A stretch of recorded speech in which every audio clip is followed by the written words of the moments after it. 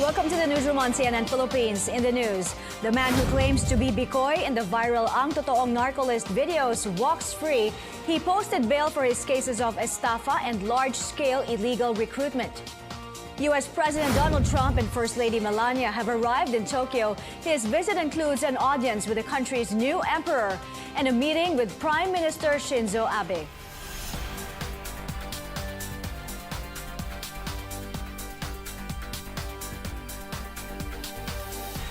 Good evening, I'm Mai Rodriguez. Thanks for joining us. Police have released Peter Jomel Advincula alias Bikoy from their custody in Camp Crame. He has already posted bail for all his cases, which include large-scale illegal recruitment. But an opposition figure whom he tagged in a supposed ouster plot against the president says his life may now be at risk. Our Rex Domitio has more. Peter Advincula waited for 4 more hours for documentation at the Crime Investigation and Detection Group headquarters after getting his clearance from the PNP General Hospital Saturday. He was confined Friday due to hypertension. He refused to answer questions from the media about where he is heading or what his next move will be. Kaninang dumating siya rito, 9 from the hospital, immediately pinroseso na namin yung pwede na siyang umalis. Kaya lang, he requested na yung family na hintayin pa yung ibang family members. He left Camp Crame in Quezon City with his brother, Joseph Advincula. Advincula was the man who claims to be the hooded figure Bikoy in a series of anti-Duterte videos. He alleged that President Duterte's family members and allies are involved in the illegal drug trade. Advincula, however, turned himself in before the police on Wednesday and retracted all his claims. He is now tagging some opposition personalities in a plot to discredit and oust the chief executive. This is something that defeated opposition senatorial candidate Gary Alejano has denied. Kung kailangan ipabagsak si President Duterte, sila naman nagsisira ng kanilang sariling administrasyon.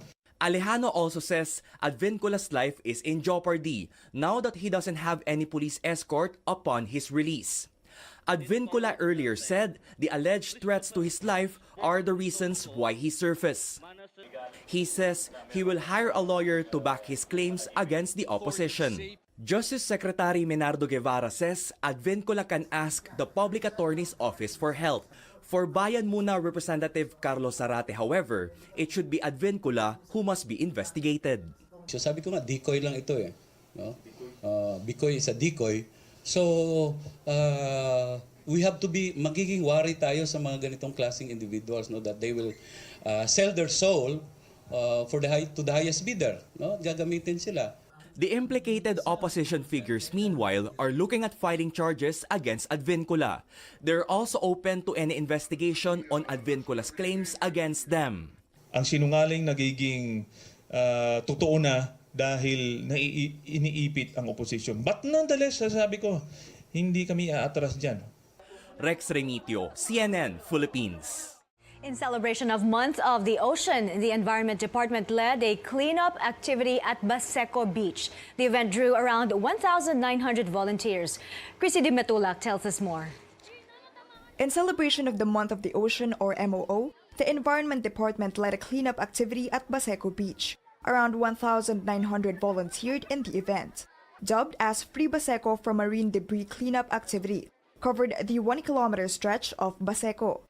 This year marks the 20th anniversary of the issuance of Presidential Number 57 Series of 1999, or the MOO. It is an annual environmental event meant to draw people's attention to the importance of our coastal and marine resources. Most participants in the Baseco cleanup were from the youth sector. Environment Assistant Secretary for Policy and Planning Service Corazon Davis says she hopes that schools can also help them in getting more volunteers. Sana yung mas marami ka tayong volunteers pa sa mga estudyante na maging environmental patrollers. Sana sa kanilang NSTP, no, 'di ba?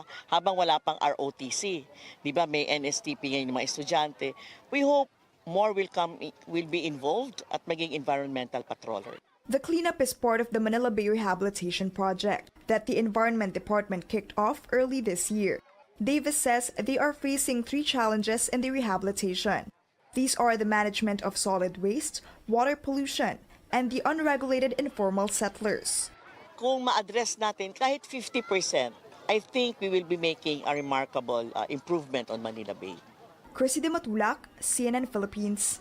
In news overseas, U.S. President Donald Trump and his wife Melania have arrived in Tokyo for a 4-day state visit, a historic event that will make Mr. Trump the first foreign leader to meet with the new Emperor Naruhito. Naruhito became emperor on May 1st, succeeding Emperor Akihito, who renounced the throne. Akihito is the first Japanese monarch to stand down in about 200 years. Prime Minister Shinzo Abe hopes Trump's visit will further strengthen U.S. ties with Japan. Aside from a bilateral meeting, Trump's itinerary also includes a golf outing, a visit to a sumo tournament, and an informal dinner with the Prime Minister. In an emotional speech, British Prime Minister Theresa May announced she will be resigning effective June 7th. Prime Minister May was never able to complete a deal to leave the European Union. But what happens with Brexit going forward?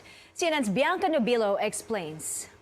May's departure now triggers a leadership contest within the Conservative Party.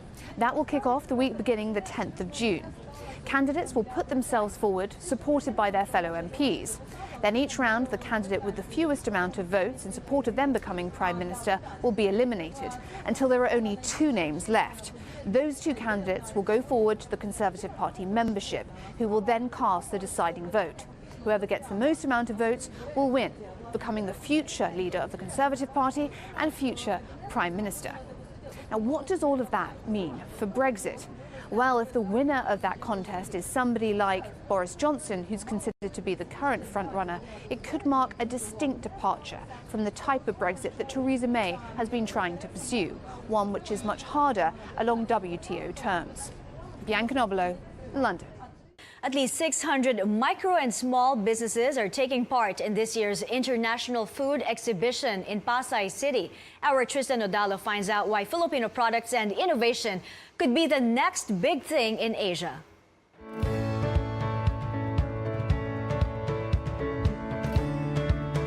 Showcasing the best and rising stars in the Philippine food industry, the 13th edition of the International Food Exhibition gathers the country's finest for the world market to witness and savor. Allowing our entrepreneurs and their products also to be given that exposure to the foreign buyers, foreign market. An all-time favorite, chicharon made by oyster mushrooms, enjoy the crisp without the risk of this healthy snack straight from a mushroom farm in Cavite province. It is a healthy alternative snack that will become eventually vegan friendly.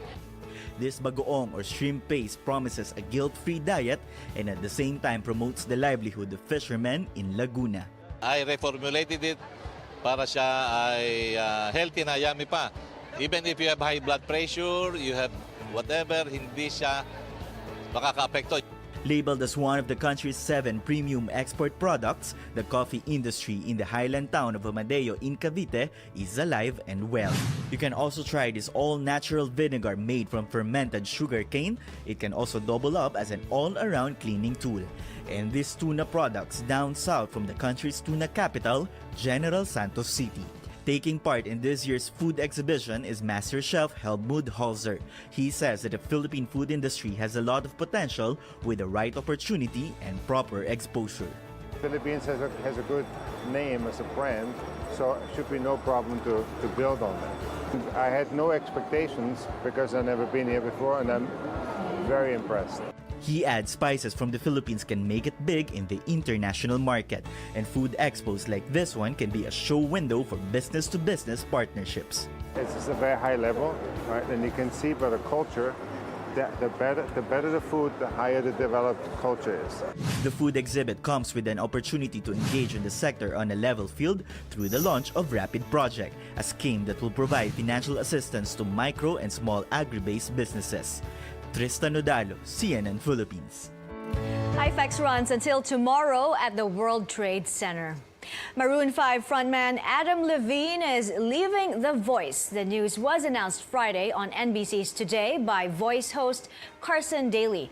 Adam later posted a lengthy note on Instagram where he expressed his gratitude for his experiences on the show and explained his departure as, quote, time to move on. He has been on the show for 16 years. He was one of the original coaches to launch the reality singing competition and has notched 3 victories. Gwen Stefani is set to make a comeback to replace Adam in the upcoming season.